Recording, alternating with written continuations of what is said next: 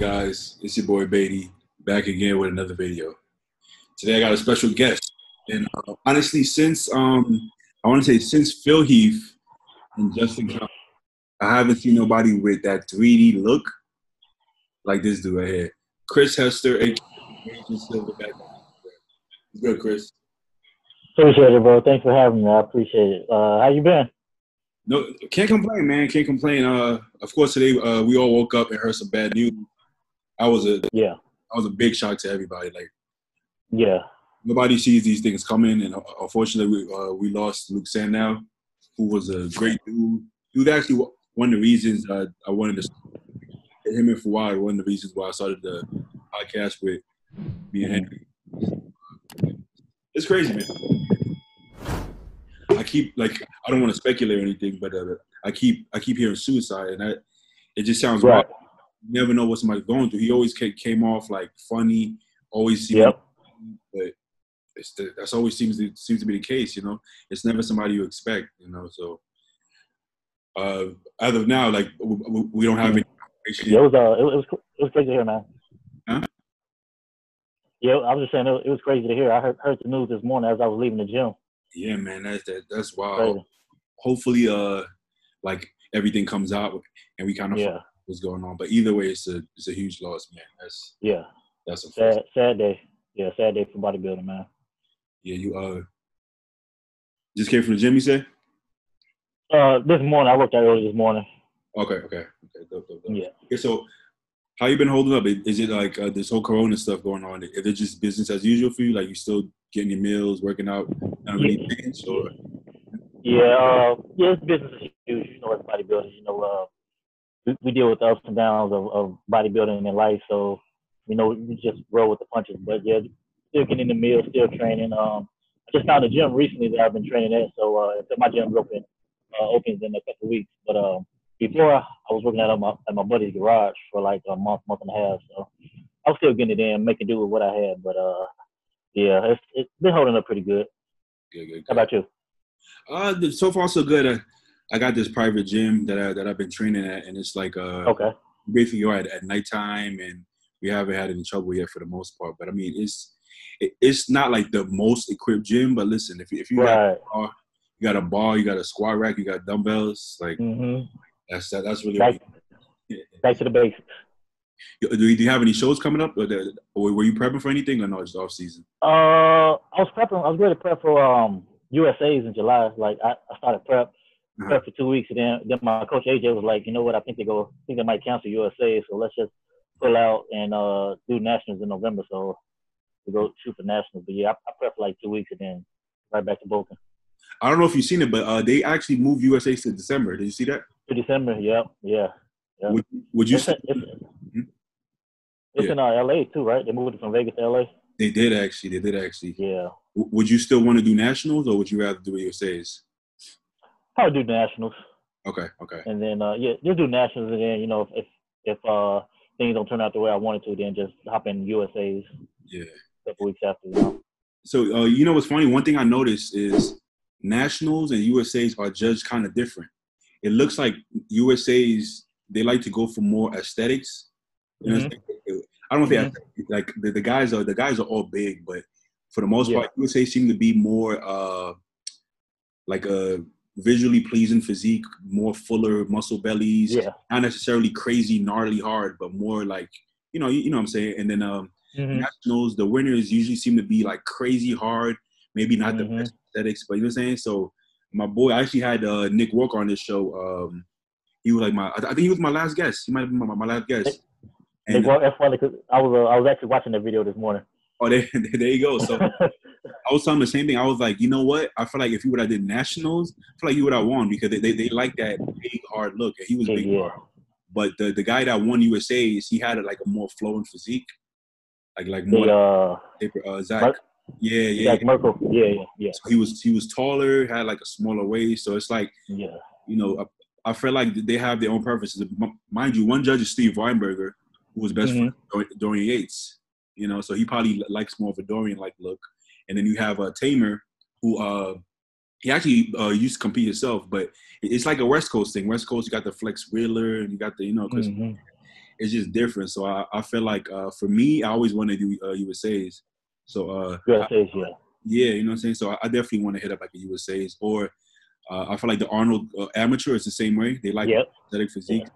So Arnold Amateur. So for us, I feel like Arnold Amateurs, USA's, or some of like the best shows for us. You know what I'm saying? Best shows, yeah. Yeah, I was looking forward to doing USA's, man. Yeah, man. I feel like there's a lot of people still prepping that don't want to take a break. How do you feel about it? Do you feel like at this point you should at least, depending on how long you've been prepping, at least take a break from the supplements? You know what I'm saying? Like, if you just keep going, dieting down, just holding that look, by the time the show comes, you might be burned out. Depending on you're gonna be burned out. Yeah, you'll be super burned out. Yeah. Me personally, I take a break. Yeah, I would. You got plenty of time. It's just beginning of May, so you got plenty of time. We're talking about shows in November, December too. So yeah. That's what I'm thinking. Like, every show is gonna get moved back, so I don't think, like, I'm not saying get fat. You don't have to like get sloppy. Right. Yeah. Like, no. But to just like act like, you know how when you do back-to-back shows, you kind of stay on and you maintain and you keep it. I don't think that's the right strategy for this. I think you should kind of like just chill out. Yeah. They'll definitely be burnt out. Yeah. Yeah. But anyway, where do you live right now? And are you still where you grew up, or like did you move? I'm in Chicago, born and raised in Chicago. I was when I was at Raycon back in 2018. They had moved me down to Florida, so I was in Boca Raton, Florida for about 4 months, and then when I left them, I moved back to Chicago, and I've been here ever since. But I'm actually thinking about moving to San Diego, probably later this year. San Diego is dope, bro. San Diego is dope, and it's like the weather's always perfect. Like I never feel like it's too hot. I never feel like the traffic isn't as bad. It's basically like you get everything you would get from LA without the traffic. Bro, when I was in LA for the LA Fit Expo, like I had a blast. But that traffic is insane. That was the worst traffic I've ever been a part of in my life. Like our hotel was like 15 minutes away from the convention center. It took us an hour. You see what I'm saying? It's crazy, bro. I could literally walk to the convention center. I could walk there in 30 minutes, but it took me 30 minutes driving to get there. I can do it, bro. Bro, it's wild, but I'm from New York originally, so it's like New York. You can't in New York. You don't even move, bro. Oh yeah, so you went from the worst to the second worst. Bro, in New York, you might as well, like, people put their car in park. Like, you put it in park and you chilling. You don't even want to have your foot on the brake that long. You just park that shit and so. No, I couldn't do it. I could not do it. New York, absolutely not. Yes, I love the picture. How is like the gym culture in Chicago? Because Chicago, it doesn't strike me as like a big fitness place. No, it's not. I mean, we got a couple guys. I don't know if you know. You probably know Brandon Henderson. Oh yeah. Physique. Yeah, we got him. We got if you know Brandon Beckwich, Big B Super Heavy. Who that? His Instagram name is Big B Super Heavy. Brandon Beckwich. I know you're talking about. We got him. Yeah. There's a couple guys, but yeah, it's not like, because I travel a lot. I've been like Texas, Georgia, Florida, California, places like that. Bodybuilding is like, it's life. And here it's like it's not really, you know. So that's one of the reasons why I want to relocate, you know. But yeah, it's not that big of a bodybuilding scene in Chicago. It's fucking huge over there. And let me know if you can see. Okay, let me do this, because for anybody who doesn't know who you are, I want them to kind of get an idea of this. So can you see this? You seeing it? Yep. Right? Okay. Yep. Yeah. It's crazy. Like, I don't think you can get that look. It doesn't matter how big somebody gets, right? You have to have that 3D muscle. If you don't have that 3D muscle, just being bigger won't give it to you. You know what I'm saying? So it's just something you got to be born with. And I appreciate it, bro. I've seen people with it in certain body parts. Like, you could say Rolly has that in his shoulders and arms, right? But Rolly, yeah. But then, like, if you look at like a Phil or Compton, they had it in their whole body, and that's very rare. Yep. You put them down so they don't demonetize me. Let me see. So they get that's wild to me. I don't I can't play it too long. I don't want YouTube to copyright that song. Oh yeah. But they they get an idea. That's wild, man. That's right there. Appreciate it, bro. Got a long way to go, but we working on it. How did you get into bodybuilding? Man, honestly, I didn't even want to compete. So when I got done playing college football, I got played Alabama. Then got done, moved back home to Chicago. Then I was going to my gym, my local gym. There's a bunch of bodybuilders and powerlifters in there, and they were like, "You compete?" I said, "No, I just work out for the fun of it. I like looking good or whatever." Yeah. They said you should compete. You should compete. I put it off. I said, "No, not my thing." And then finally, back in 2017, one of the firefighters in there, he put him to the side and he said, "Look, you have some of the best genetics I've ever seen in my life. Your potential is like limitless. If you don't compete at least once, I'm gonna be very disappointed in you." And that really sat with me. So I was like, you know what? Let me go ahead and see what I got. And then it did my first show this past year, and man, I loved it, bro. So you didn't find bodybuilding. Bodybuilding found you, basically. Found me. So it's funny. It seems like a lot of guys with great genetics. That seems to be the story. Who told me? Somebody else. I think it was Quinn Beachwood told me that. It was like like somebody was telling him to compete or something like that. And it's funny how that works. I actually have a client, and this kid is like 18. So it's like crazy. I mean, he's not gonna be a bodybuilder. He's gonna do physique, but some of the best genetics I've ever seen. He doesn't care about it. It's wild because if you look at these 18 and 19-year-olds, man, they are some freaks, bro. Like I wish I looked like that at their age. They just keep getting bigger and leaner, and just it's wild, bro. Well, the craziest thing is like the age thing too. Like to get that look that young. Yeah. Or there you go with Lunsford. Yeah, that's my boy right there, Derek. Are you bigger than Lunsford, bro? I mean, he might get mad at me, but yeah, I'm bigger than him. You know what's funny? Like I feel like people take it, not him, but like fans take offense to that. Like you gotta realize, like just because you're pro doesn't mean that nobody's bigger than you. You know what I'm saying? Like there's still people. Yeah. I took a picture with Weekend Grimes, and then I think somebody was like, "Wow, you're bigger," and I was like, "Yeah." Mm-hmm. And somebody else jumped in. He was like, "No way, you're bigger than Regan." It was just the angle. I'm like, "What the hell?" I never said like. It's not like I'm saying I'm better than him. It's not, I can't be on stage, but I mean, I figure like in the picture he was like 280 and I was like 300. Like you can be bigger than a pro, you know? Yeah. People think like not everybody, but most people think like their favorite bodybuilder or their favorite pro is just like untouchable and just you could do it. Oh, so, this is what gets me jealous, right? Because it's one thing to be full off season, but like when you start getting lean, a lot of times I'm sure you probably feel flat, but I feel like when I'm dieting, I lose that oomph to my muscle, I lose that fullness. But then I see you here, like you look dieted down, but just for a double check, but you still like crazy full and around, which is wild. Appreciate it. I think that video right there, I had that workout. I had used the newbie machine for chest. Oh. So my chest was crazy pumped that day, bro. Professional fashion, yeah. That's wild. I could tell. She looks different. Appreciate it. Let me go back to the regular joint. Stop share. Yeah, but you said you played football, but I didn't even ask you that. So who was Chris Hester growing up? Like in school, were you the jock? Were you the cool kid? How was your upbringing? You know what I'm saying? Was you a mad kid, happy kid? How'd that go? Just so like in grammar school, my mom was a teacher at the grammar school I went to, so I couldn't really like do too much, and she like sheltered me real bad.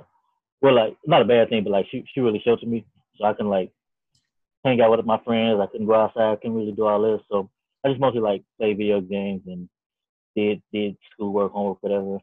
But then when I got to high school, my dad was the principal of the high school I went to, and I played football. I didn't play my freshman year.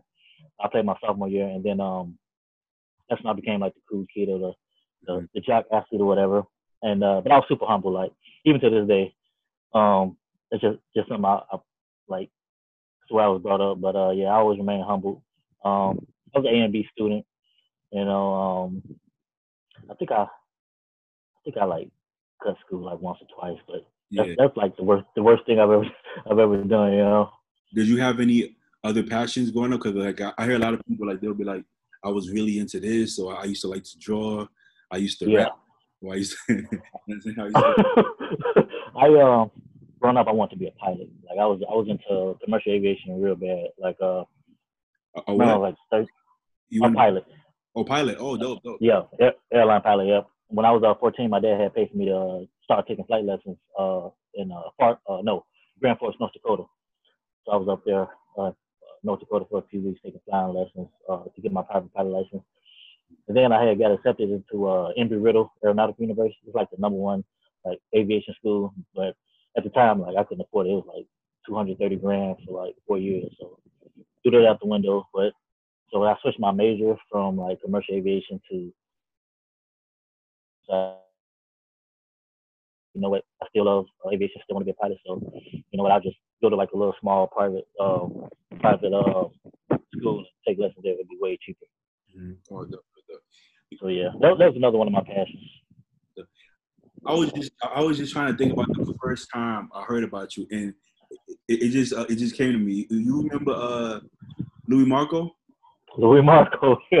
Yo, I feel like Louis Marco like he would take people with crazy physiques that weren't that well known, and that's one thing I definitely respect about him, because I feel like a lot of media they usually go for people who are already well known, like, oh, look at this one. But he used to like to shout out people who didn't have the biggest following but had crazy physiques. He did the same thing. What's the classic guy? Steve Glorious, yeah. Yeah. Even with like what's the other? I'm like horrible with names. He does classic too. He got second at the Arnold with the pose. He got at this year's Arnold. At this year, the dark skinned cat. He's kind of short. You talking about Terrence Ruffin? Terrence Ruffin. Diesel? Yeah. Oh, okay. I think he used to shout him out too. But yeah, it was a video, and he was talking about your muscle bellies, and I was like, holy fuck. Yeah. Bro, it was so surreal when he did it. It was cause like leading up to that, all my friends were tagging me in my pictures and videos and stuff.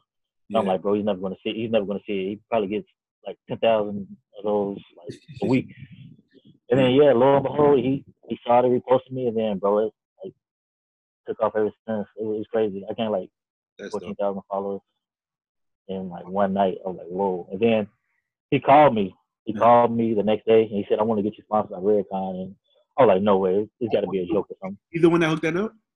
Yeah.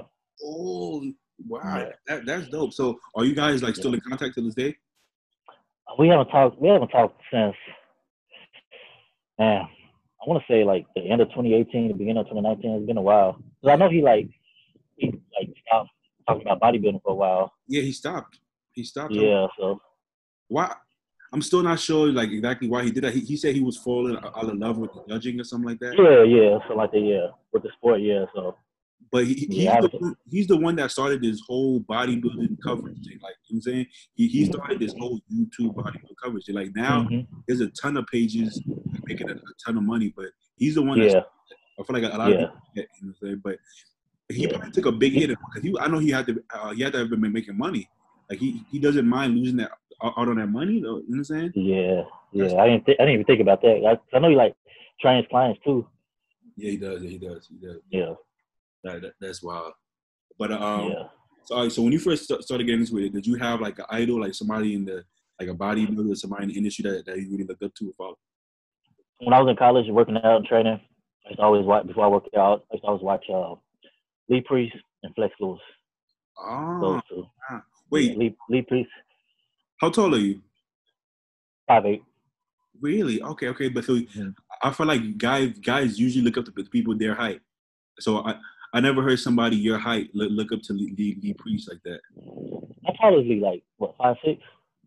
No, Lee Priest is like 5'4". 5'4"?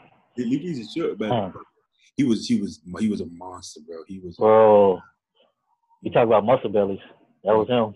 Well, everything. it was almost ridiculous. It was like there's no way you could look, especially as young as he was. You know what I'm saying? I used to watch a Blonde Myth, another Blonde Myth, all of that, and he would be in it. And you're like, what am I looking at right now? It makes sense, you know. The only problem would be when he stepped on stage. Sometimes it wouldn't translate as much because guys would just I can't even say big because he was just as big. He was short. Yeah. Like yeah, pound, short. Yeah. yeah. Like pound for pound, how you have 21-inch arms at 5'4"? You know what I'm saying? So that means if you scale that up, that's like 26-inch arms. You know what I'm saying? That's wild to think about. That is wild, bro. Yeah. So I feel like a lot of people now. How old are you? How old are you, Chris? Just turned 28. Okay, so I feel like I'm 27, right? So I'll say like anybody usually maybe 25 and under doesn't really know like the history like that. Like when I talk to guys, I'll be surprised sometimes. I'm like, you don't know who that is? Who's Chris Cormier? I'm like, bro, you don't know Chris Cormier? They're like, I know. I'm like, what the hell? You know Lee Priest? That's that guy that talks shit. I'm like, you know he was a bodybuilder, right? Oh yeah? Let me see. I'm like for us, like it's like you gotta pay your dues. Like it's like you gotta do. It's like for me, I was looking through everything. I was like YouTube videos, watching people pose. I made sure I was like storing this. I knew everybody that won every show. You know what I'm saying? But a lot of they probably think classic been going on for like since I'm like, well, like it's only been around like 4 or 5 years. Yeah. You know? But some people they don't really understand what bodybuilding is, right? They'll be like, yo, bro, anytime they see somebody with aesthetics, bro, you need to do classic, bro. I'm like, huh? Oh, just do classic. You have a good physique. I'm like, you realize you gotta have a good physique for bodybuilding as well, right? You don't just do classic because you have aesthetics. You know what I'm saying? It doesn't work that way. People tell you should do classic all the time, bro. I'm like, really? I don't think I think people think I'm short. I think in pictures I must look short because I think people think I'm short or something because they're like, I'm like, bro, do you the weight limit?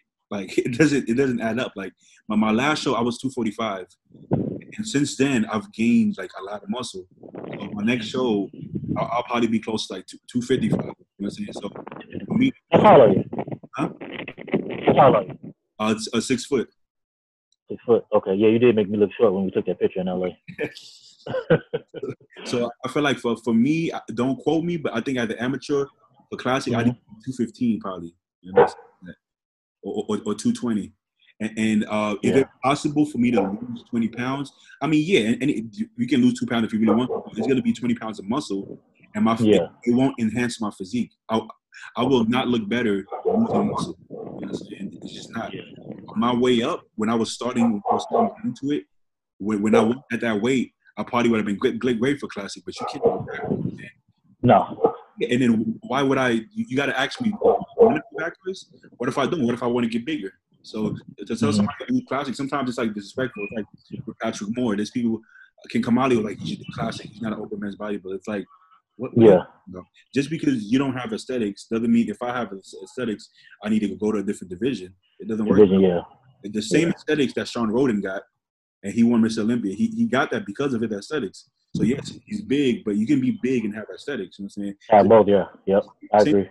Like me and you, we have different types of physiques, but I would still consider you aesthetic bodybuilder. Even though you have some freaky shots that you look huge in, you're still an aesthetic bodybuilder. But you're not gonna tell somebody like, "Yo, go do classic." Like it doesn't work. Classic guys look great, but it's just different divisions. They do. Your body's gonna tell you. Like if you were doing all you can and you were still like 200, but you had a great physique, do classic because you have a great physique. Don't try to ruin it to get to that size if your body doesn't want to go there. Like I don't have to focus, you know, like this whole past year I just been chilling. No competition, just chilling. Right. I've been off all gear or everything for 6 months. And I was still over 20 pounds. And I was still hitting PRs in the gym. Yeah, I mean the first 5 weeks, after 5 weeks, I hit a little dip. But then I came right back up, and I kept progressing. So it's like my body is comfortable at this weight. I'm not out of breath. I don't feel tired. So that tells me, like, my frame is okay carrying this weight. You know. Now if I have to eat 8 meals and drink soda and juice and eat a bunch of cakes just to 270, maybe, you know, I don't need to be that heavy, but I think or even Larry. I seen people telling Larry to do classic, and Larry competed at like 270. You know, so even though he's Larry Wills. Larry Wills, yeah. You know what I'm saying? Okay. Yeah. But all it is Larry doesn't. You know, he's not a bodybuilder, so his muscle mass it's not full enough right now, and he knows that. He was doing that more for marketing. You know what I'm saying? Me and Larry are actually good friends. He felt that bodybuilding was more popular than powerlifting. And now, tell me Larry isn't more he's way more popular than any powerlifter ever. You know what I'm saying? Why is that? Because he was absolutely. Yeah, because he had the intellect to say, okay, if people like strong people who look good, if I already have records in powerlifting, if I can win a show in bodybuilding, that's gonna take me out next level. So now I'm already a champion powerlifter. Now I'm doing bodybuilding. I look aesthetic. I look ripped. That's gonna bring me a whole different demographic. He went and got the strong man.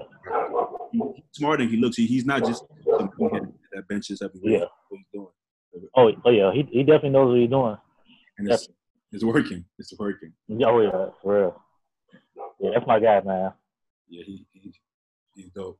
But yeah, so you've only done one show, right? So you did one show? You kind of cut off for a second there. Can you hear me? Okay, yeah, right. You're good now. Okay. All right.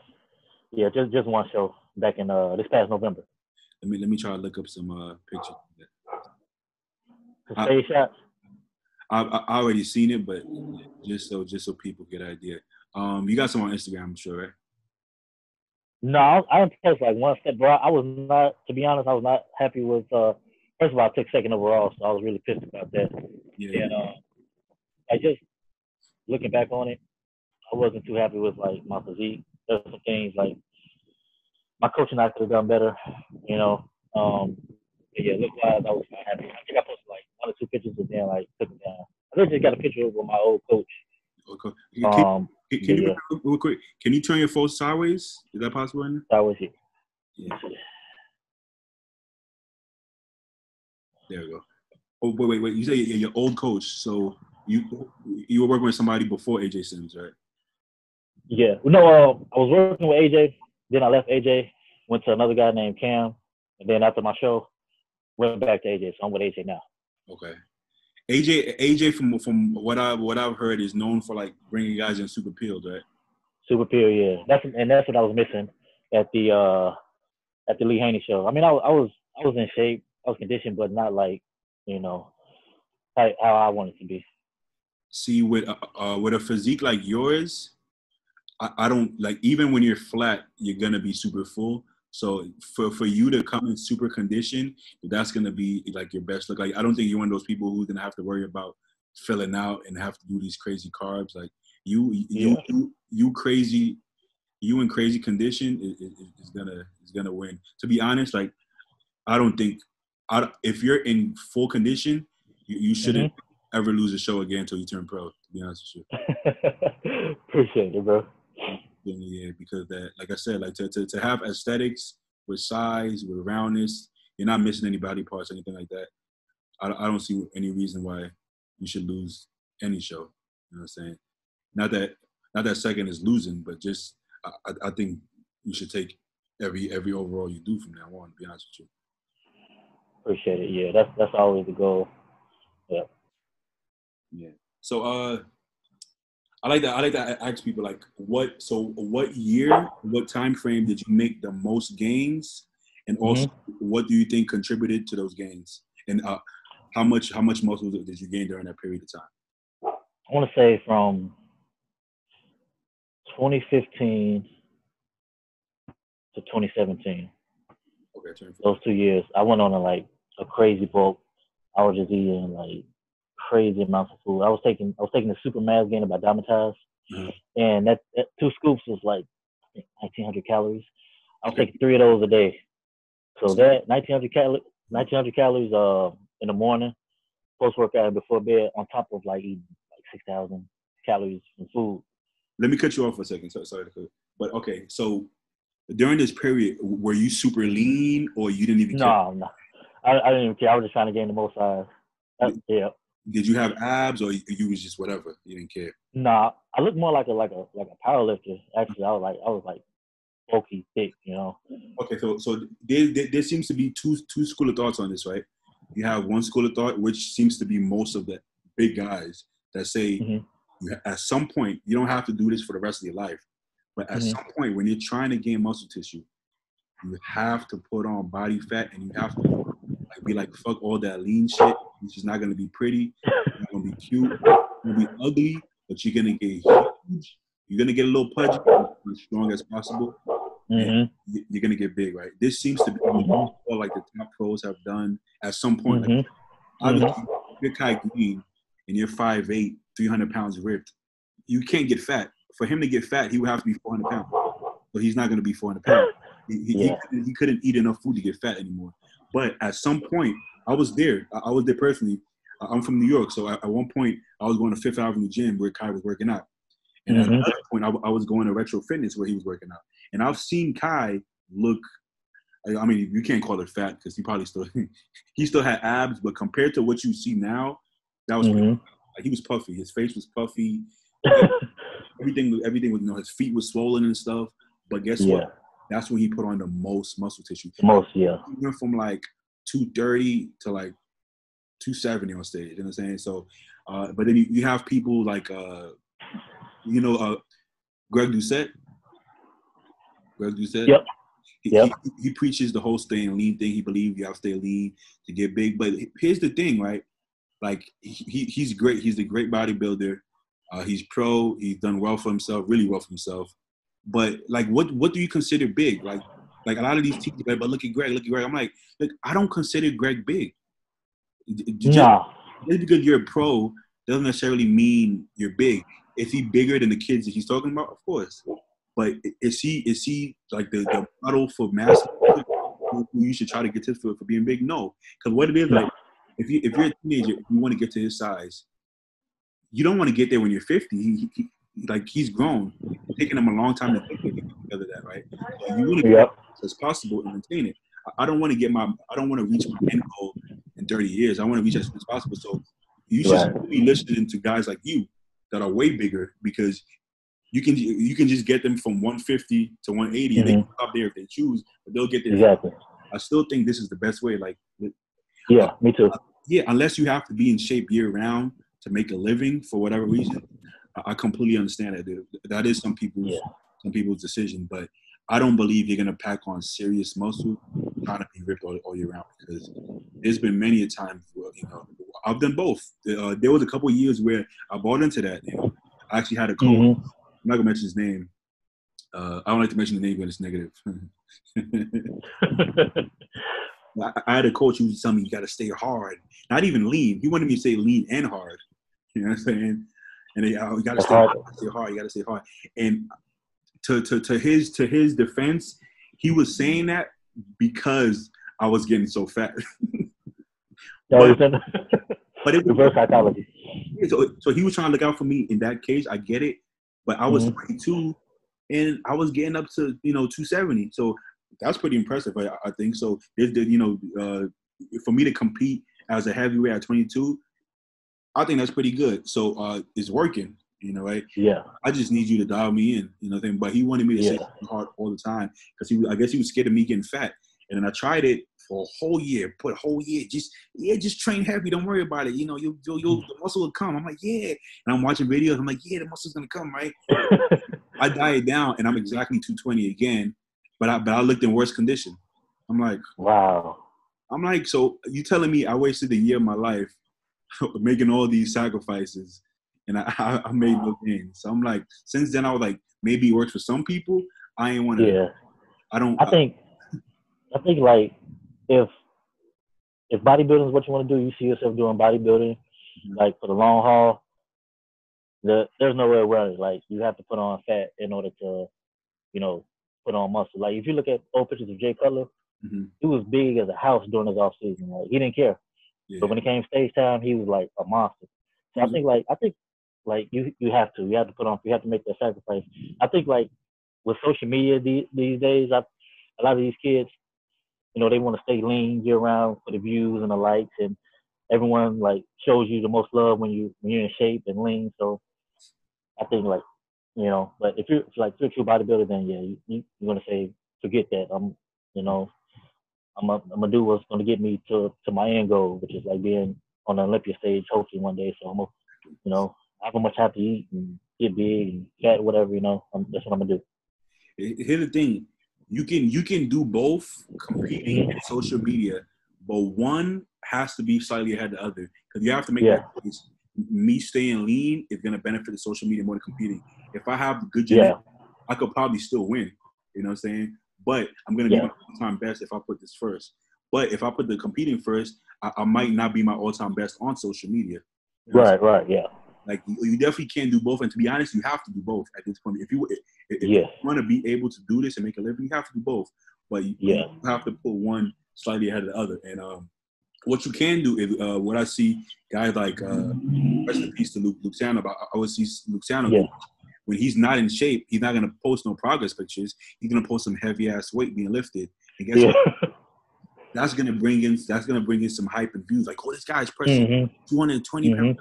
Look at this. So that's one, you know, one of the ways to look at it. But if you look at anybody with real size, even Phil Heath, he started staying lean later on because, like I said, when you're that big, it's hard to get fat, and he didn't need to get fat. But if you look at some of the old videos off season, he would get that puffy face, man. He used to get super puffy. You have that Michelin head looking thing going on, and he used to get puffy. But guess what? He was the most big guy on stage every single time. On stage, you guys like prioritize one over the other. Which one you want really, you know, which one you really want to do. So exactly. Yeah, like even for me, like during my off season, because right now I'm like bulky and puffy, whatever, and I'm like, dang, I don't want to post on social media because, you know, I don't look like the best. But I'm not going to be 6 weeks out or look 6 weeks out the year round. So, you know, you got to make that sacrifice. And that's why I just try to like lift heavy and you know, hopefully everybody get hyped over that. Exactly. Like the little baby weights I do lift. Like I feel like in the back of my head, I know how fat is too fat. Right. You're right. A little alarm goes off. Like right now, like if you come off, you know, all your gear and stuff, right? And you're my height. Once you start creeping to like 310 off gear, you ain't gonna look good. I'm gonna tell you that right now. So once I got there, I was like, whoa. But you know, when you're the big guy, nobody's gonna tell you. Nobody's gonna say, bro, you look fat. Nobody's gonna tell you that. Right. In my head, and I realized how fat I was because I did like a 4-week diet, and I went from like 306, and now I'm like 285. And you know, everybody that sees me like, you know, at the gym, they're like, oh, bro, yo, you look good now. They're basically saying you was fat before. Now.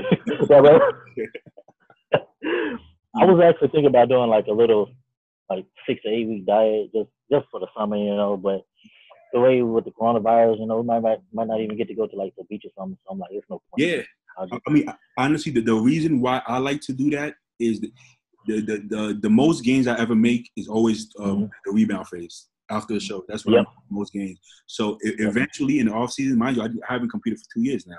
So what happens is your body stagnates. If you're competing once or twice a year, you keep getting that rebound. Like, you still want a long off season. Like, I wouldn't recommend compete all year long, obviously, but you still want off season effect. But every once in a while, when you get that cut, it kind of gets your body going again, right? So if I'm bulking for so long, and my appetite is good, everything, eventually what happens is my appetite shuts down, and I start putting on.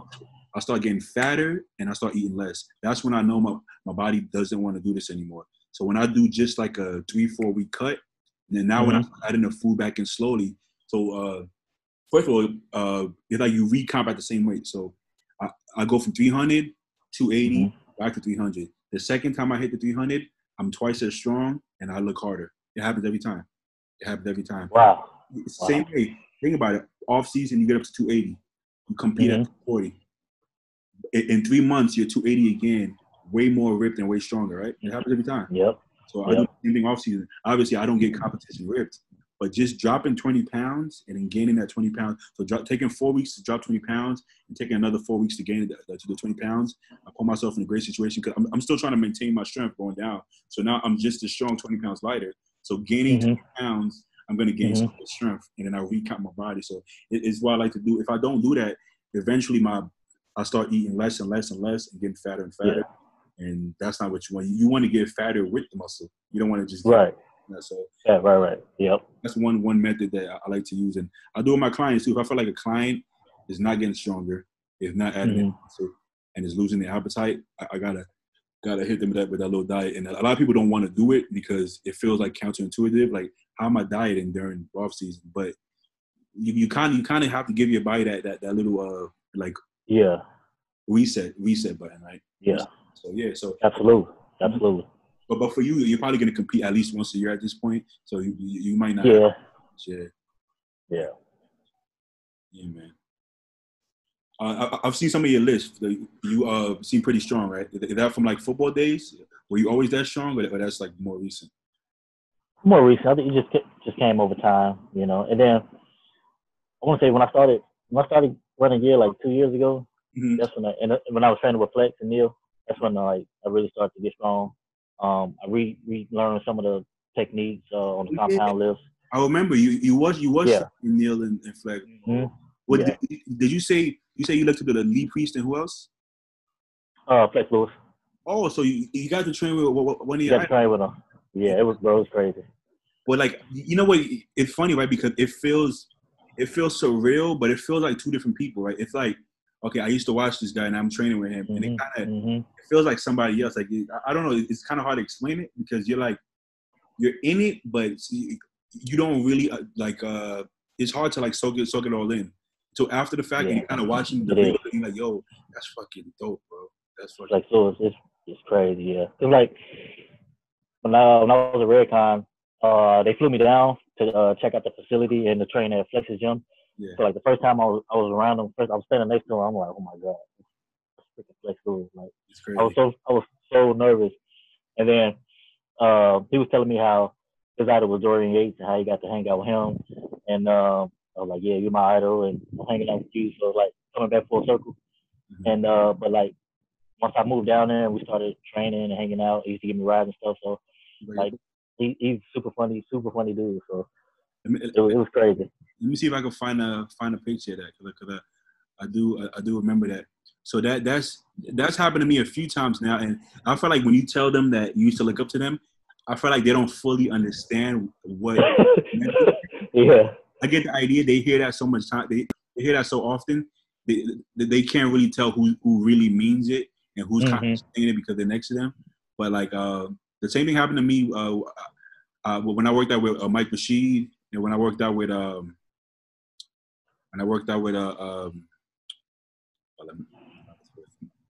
better at multitasking. With I actually went out with. Do you know Chris Jones from Chasers? Yeah, I know Chris Jones. Yep. So he invited me out clubbing when he was in LA, and that was the same feeling. You know what I'm saying? And it's like you tell them these things, but I don't think they really believe you. Like they just like most are just like whatever. Yeah, they don't really understand what that means. Oh, there it goes right there, right? Yeah. So, Flex Lewis, that's fucking dope, bro. Appreciate it, bro. Yeah, but it was crazy, man. Speaking with Mike, I'm like, yo, it's crazy because the way age works, it's like I was literally like a teenager watching you, and then now, like, you look the same, but now I'm a grown ass man. You know what I'm saying? Now I'm hanging out with you, and it's like it's the weirdest thing. Like, you look up to this person, and then you end up like, in the same world as them almost. You know yeah. So crazy. But another one right here. Yeah. That's dope. And they go hard, right? Yeah, bro. They used to kill me on leg. Huh? They were killing you on leg? Oh, they used to kill me on leg. I think I threw up like 3 times doing legs with them. Oh, shit. That's real shit. Yeah, that's so dope. That's so dope right there. I feel like you got a lot bigger too. Like, I feel like you're bigger now than in these pictures. Yeah. Let me see. Does it say the date on this picture? It's 2018. Yeah. 2018, about 2 years ago. Yeah, I think I was I want to say like 230 around that time. Well, how tall are you? 5'8", you said?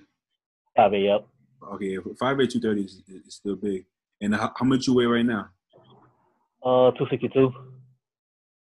What do you compete at, or what did you compete at? I was on stage at 227. Also, you was a super. Yeah, I did super. Yep. That's really good, man. That's dope. That's dope. Yeah, Flex seems like a dope dude. How do you feel about cool. How do you feel about the current state of the Ifbb? Like, I feel like for me, it's like I can't wait to see like the new age guys kind of start pushing the older guys out. I mean, don't get me wrong. I love the older guys, but it's like I'm waiting for that revamp, that restructuring. You know what I'm saying? It's like it's been the same guys for so long. Like I'm kind of waiting for that, that next thing to happen. Where it's like everybody's. It's always weird at the beginning, like like when the Jordans and them left. Yeah. It's always weird because they're like, wait, what's happening? Like no more. This guy retired, or Dexter retired. The next era, yep. Yeah, but I mean, it has to happen sometime, and I want to see a lot more young blood in there. But another guy that Ian Valier, I like him. Yeah, he's dope. I like him. Regan looks dope. Regan Grimes. Yeah, he always looks crazy. Yeah. I mean, Patrick Moore isn't young, but he hasn't been competing that long. Yeah. But he's 35, I believe. So 35? Yeah, he's 35. Okay. He looks young. Yeah, he looks young. I thought he was in his 20s. Yeah. Being that he started so late, I think he can keep improving till he's 40. 40, yeah. But what he's gonna have to do is exactly what me and you talked about. He might have to get a little fat. You know what I'm saying? Yeah. Because he's saying he can't go over. I mean, your body isn't going to go there itself. You don't have to force it to get over 260. If you really want that muscle, you can't just settle like, I'm gonna just stay 260. Nah, bro. Yeah. You're gonna have to. Yeah, he is. I was reading some of the comments and listening to some of the people on his critique after the Arnold. A lot of people saying like how he over-dieted and overtrained. It take like a year and a half off, Yeah, to get that back. I feel like for him, if he packs on some size, which he can, he just has to make the decision to. I think he's scared to like mess up his lines and stuff. Yeah, he don't want to. Yeah, he don't want to lose that weight. I don't fully buy into that as much as some people. Like, okay, you obviously can throw off your aesthetics, but it takes a lot of time. I don't think like having 3-4 crazy bulks is gonna blow out your waist, because if that was the case, my waist would have been blown a long time ago. You know what I'm saying? I've had these crazy bulks. Every time I come back, my waist just goes. But obviously, if you look at like a Phil Heath, his waist was way smaller in 2011 than it was in 2017. So over time, yes, but it didn't happen, overnight. What you can't do is put on some size. If in 2 years your waist is going faster than your body, then you kind of there. Scale it back in. But you definitely have to make the push. You have because Phil made the push, and he kept looking better and better until maybe 2017, something like that. Then he started kind of the waist boom, but you still have to make the push at some point. I don't think you can just be like, let me just look the same. Like, you don't want to do like this Sean Ray. Just look the same. Right, no. He's going to have to put on some size for real. Because, like, if you see him standing next to, like, William Bonac and Cedric McMillan, he's going to need some size for sure. Yeah, he's going to have to pop some size. You want to shout out any sponsors? Who are you sponsored by right now? I think I see. Yeah, I just signed with HD Muscle last week. HD Muscle and Gas Inc. clothing. I'm gonna tell you this. I don't know how. I don't know what Noah. I don't know what Noah does for a living. I don't know how he got all that money. But bro, bro, homeboy is balling. I'm like, whatever you doing, that's what I want to do. Because I don't know about this competing thing. Whatever Noah is doing, I want Noah to beat me. That's what I want. Forget the muscle. Him and Doria, yeah. That duo is incredible. But yo, they taken over the world, and they came out of nowhere, bro. Bro. Crazy shit. Yeah, I was talking to Dorian last summer. I was actually gonna have him coach me, and this was last February, last March, about a little over a year ago, and I hit him up because we've been friends since like him and Flex was so tight, so that's how I got connected with him. Yeah. But anyway, yeah, I hit him up last year, and I wanted him to coach me for my first show, and he hit me back. He said, you know what, a guy with your gift, your genetic potential, as bad as I want to coach you, I can't right now because I have other obligations to my supplement. I'm starting a supplement line. I got the gym. I got a bunch of other athletes. So then he's like, I wouldn't be able to give you that full undivided attention that you deserve. Wow. And so then I started like, dang, you started a supplement line? And he said, yeah. I respect that. Yeah. So I'm like, all right, don't forget about me. You know, if I'm not winning anybody, and then about a year later, here I am. But listen, that's one of the best ways to know like a real coach's intentions. Because if you're doing it for money, you're just gonna take that money. You're gonna take that money, and just knock it back to you whenever they feel like. The same happened to me. My last show, I was coached by Justin Compton. Right? Well, he's actually with HC. Okay. He actually Yep. But yeah, so I hit him up at like his prime. When that was maybe like 2016, something like that. When he was competing at his prime, at the time, I was just really getting into it. And I hit him up on Facebook at the time. I'm like, yo, bro, like, I really like what you're doing. Could you coach me? He was like, yo, I'll be honest with you. Like, I could just take your money and give you some cookie cutter shit, but I ain't going to do that. He's like, I'm too busy right now to actually give clients my all. So I'm not going to do all together. And then maybe down in the future, whenever I'm done with this, then I'll be more than happy. And obviously, in my mind, I didn't think he would be done at any time soon. So in my head, I'm like, I guess you ain't never gonna coach me, damn. But at the same time, I had to respect that because he could easily be like, yeah, send me $100, send me PayPal, and he could just okay, whatever. You gotta respect people like that. First of all, people like that usually are people that don't need you to make. They don't need your money anyways. You know what I'm saying? They just doing it because they want to do it. You know what I'm saying? So you definitely gotta respect that. But yo, HD Muscle's taking over. They are. I had Quint on the show like a couple of weeks ago. They got Quint. He's coached by Quint. They got a bunch of guys. I've been seeing guys. Yeah, but I've seen a few guys lately that I was surprised too. It's not coming to me right now, but I've seen it. Well, I think Breon with him. Jonathan De La Rosa. Bro. Like I feel like all the companies are suffering right now, but HD is still. I'm like HD. They came right at the right time, bro. It's the wild to say. Listen, HD. If y'all watch this, sponsor me, bro. Sponsor me. I was wishing my care package from them came with like my shirt. I would have had my shirt on. Oh, yeah. Should do it tomorrow though. Yeah, I would have been like, I mean, I actually like all of those guys, so I'm gonna just put it up on the screen. I'm gonna just act like you're wearing the shirt. I'm gonna like green screen that shit. I'm a green screen. Green screen the HD Muscle shirt on there. I'm a green screen HD Muscle. But yo, it's wild that whole squad. Like I honestly want to learn from them. Yo, HD, y'all don't have to pay me. Y'all don't have to pay me nothing. Just give me like one tub of protein a month and just let me soak up game. Matter of fact, don't even give me the protein. I already got protein from Amazon. Just sponsor me so I could be affiliated. I could just learn stuff from y'all, be around that whole squad, and just learn stuff. That's what I want. I'm saying. Just want to soak up the knowledge. To be honest, that's the best part of a sponsorship. Like, forget money. Like, we can make money on our own if we about it. It's just being able to further. You can attach yourself to a brand and then grow your own brand because of that brand. At the same time, You can definitely do it. And imagine just soaking up knowledge from dudes that just like have the blueprint. Like they understand social media, obviously. Like, everything, the YouTube and everything. Like just soaking up that knowledge around the athletes and around the owners. That's legit. That's so, what can we expect from Chris Hester in the future, short term and long term? Short term, I definitely want to get this pro card this year, 2020. You know, assuming the show is still going as planned, November, December. You know, long term, I want to get on YouTube eventually.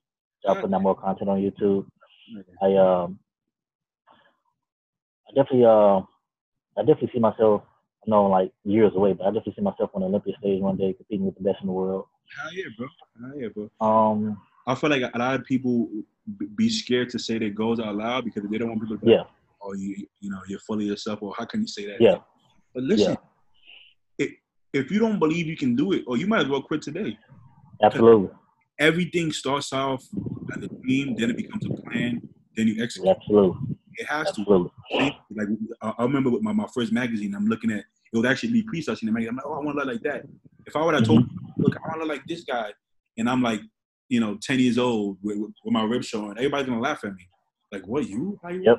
But I have to plant that seed in my head, and I have to put it out to the universe for me to be able to take the steps to get there. You know, so sit here and say, I want to be Miss Olympia. Everybody, imagine if Brandon Curry said that even after he was pro, 5 years ago, when he was playing. Oh, I'm gonna be Miss Olympia. Yeah. People laugh at him, even though he's already a pro. He already won USA. They're talking for him. But guess what? It has to start there. It has to. You know what I'm saying? And it doesn't make you cocky. You're not getting ahead of yourself. You just have big dreams. It's okay to have big dreams. Yeah. Saying when I had Nick on here, he was just saying it straight up. However he felt. I'm like, you gotta believe it. You gotta say, you gotta own it. You gotta believe it, and you're gonna do it, man. You're gonna do it, man. But let me actually share the screen on HD just to give HD some love. Appreciate that, bro. Show HD some love on here. I'm trying to fish for that sponsor. Yo, HD, y'all already know what it is. Y'all know what you're down fishing for that right now. So let me show HD some love. And they got health supplements and all that. Yeah, got the vitamin, got the multivitamins. You know what I'm saying? I'm about to have a discount code in a second. I mean, a discount. There we go. There go Quint right there. There we go, Quint. Got Quint. Yeah, Brianna. Got Ishmael. Fine young woman here. Nice ladies here. There we go. You got Juji? No way. Yeah, they got Juji. Him and you know Antoine Valiant, right? Oh yeah, cause they like they're like best friends. Homies, yeah. Like way back. I remember watching their videos when I was like, I mean, they was like kids, so I was definitely young if they was young. Mm-hmm. It was probably like in the early 20s, and I was like a kid. Antoine was one of the first YouTube people. Like, I don't know if people realize that. He was Yeah, I heard he was like super popular back then. Then he like fell off for a little bit, and then just recently came back a couple years ago. You got Juji. Oh, they got my bestie Brandon Harding. They got my bestie on here. Brandon. Everyone's like, bro, you gotta train with Brandon. You gotta train Brandon. You gotta give a shout out. Yeah, he's doing really well for himself right now. He's you gotta capitalize on it. They got this young Jack kid. Oliver Forsman. That's his name? Oliver Forsman? Yeah, he came from out of nowhere too, bro. I remember talking to him last year. How old is he? Advice. He's a kid. He's like 18 or 19. Holy fuck. This kid. Yeah, bro. It's funny, cause like last year when I was talking to him, he was at like, I want to say he was at like 18K, 20K. Now he's at like, I think 400,000. Wow. Somewhere around there, yeah. Wow. He's been killing it now. Yeah, but look, they got everything I need. They got Antoine Hamlet. I bet. HD. Listen. Y'all want to sponsor some upcoming talent out here? You ain't even. I promise you. If you message Dorian right now, hit him up nice. 90% sure he'd be like, come on. Be down. I bet. And plus, Quentin is my. Tell him Silverback and Quentin Beastwood sent you. I bet. Oh man, but yo, thanks for being generous with your time. Appreciate you having me, man. Almost like an hour and a half now, probably. But yeah, I appreciate you being generous with your time. Anytime, man. Definitely gotta have you back on. Absolutely. Henry been working a lot now because he moved, so he don't. Is he still in LA? No, he moved to Charleston, South Carolina. Oh. Yeah. Wow. He got married too. He got married, moved to South Carolina. I just seen that. Yeah, that's dope. So he's working long hours, and he don't get off to I guess in his time that would be like 8. So your time maybe like 7. 7. My time. 5 your time. Yeah. So basically, after I get off this, I'm gonna do one with him at 5. I'm gonna eat, Okay. I'm gonna try to keep it going with him, even though like with the guests, a lot of guests can't do that. Yeah. Like, you know what I'm saying so, but it's all good. I'm gonna still have it on for the podcast. But Yeah. appreciate You gotta get me on here next time when I'm like 8 weeks out and shredded, so I can show up some Exactly. Just be saying. Oh, man. Yo, appreciate it, bro. Imagine they start having bodybuilding shows on Zoom. Like front double bicep, like they have the Olympia on Zoom and Brandon Carvey just like this. Yep. They got the commentators like, oh, you got Steve Weinberger like quarter turn to the right. Steve, yeah. Nah, that'd be something else. All right, bro. You already know. Hey, I appreciate it, man. Thank you. Alright guys, if you like this style of video, check out 2 other interviews I got. On the left, you're gonna see my interview with Nick Walker. I think he's the most exciting amateur I've seen since Phil Heath. Okay. On the right, you'll see my interview with Quint Beastwood Araya. I think he's a future Mr. O. I think he got what it takes, man. So will he do it? Oh, I guess we'll find out, right? But check out these 2 interviews. Let me know what you guys think. Peace.